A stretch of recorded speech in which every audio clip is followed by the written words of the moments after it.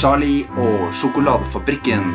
Charlie and the Chocolate Factory. Min første request fra Oda Alnes Gjestrum. Hun requestet den her for 2 måneder siden. Sorry, litt treg. Her er den. Min anmeldelse av Charlie og sjokoladefabrikken. Altså den nyeste filmatiseringen av Roald Dahls bok Charlie og sjokoladefabrikken. Regissert av Tim Burton. Og filmen er faktisk nå 12 år gammel. Hva sa du? Herregud, som tida flyr. Jeg synes kanskje det er den siste Burton Depp-filmen som var sånn, ok da, en til. Før det ble sånn her seriøst, dere to trenger en pause fra hverandre. Fordi etter den her kom jo Sweeney Todd, Alice i Eventyrland og Dark Shadows. Alt regissert av Tim Burton med Johnny Depp i hovedroller.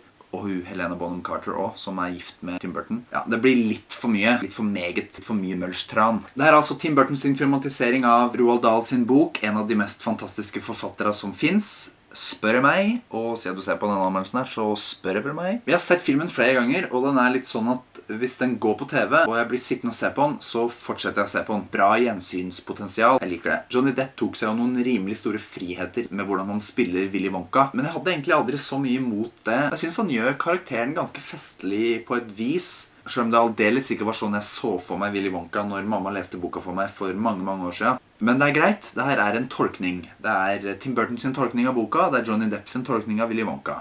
Det må vi bare tåle. Filmen er jo fantasy-aktig, veldig Tim Burton-aktig. Jeg liker veldig godt starten, jeg liker oppbygninga. Kanskje best, litt også fordi da vet du at du har noe i vente. Alt er overdrivet, absurd eller surrealistisk på et vis. Noe som nesten må til, for historie har jo sine rare ting. Og veldig spennende når vi omsider kommer inn i sjokoladefabrikken. Det er veldig artig å se de tingene her visualisert med ganske bra effekter på et høyt budsjett. Effekter som bare er 12 år gamle. Og de fleste drømmer vel om å gå rundt i det her rommet med det spiselige graset, der alt er spiselig. Det ser helt fantastisk ut, og jeg hadde blitt der lenge. Det er noe med den interaksjonen mellom Willy Wonka og foreldra som jeg liker godt. Det er liksom, Willy Wonka har sånn, på en måte litt sånn trygghetsfølelse. Du vet at Willy Wonka, han må jo være et fantastisk geni som finner opp de tingene han finner opp. Det er akkurat som han vet noe ikke alle andre vet. Det liker jeg godt. Historien er jo kul med det at den er ganske drøy, noe som kjennetegner Roald Dahl. Han skrev historier for barn og skrekkhistorier, og det er en god mix, ass.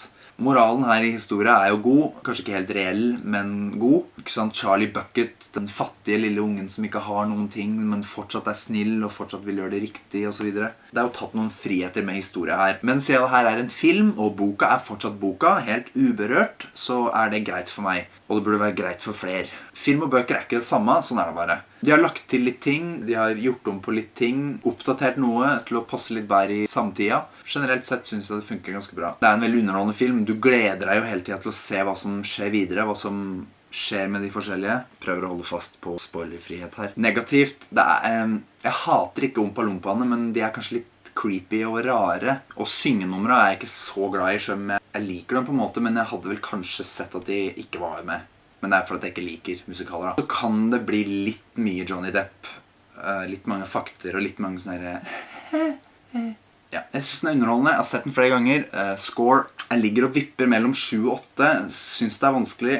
Tar det beste fra begge deler, og så sier jeg 7,5. Ja, 7,5 til Charlie Sjokoladefabrikken. Abonnere, kommentere, like eller dislike. Du vet hvor du gjør det. Si ja.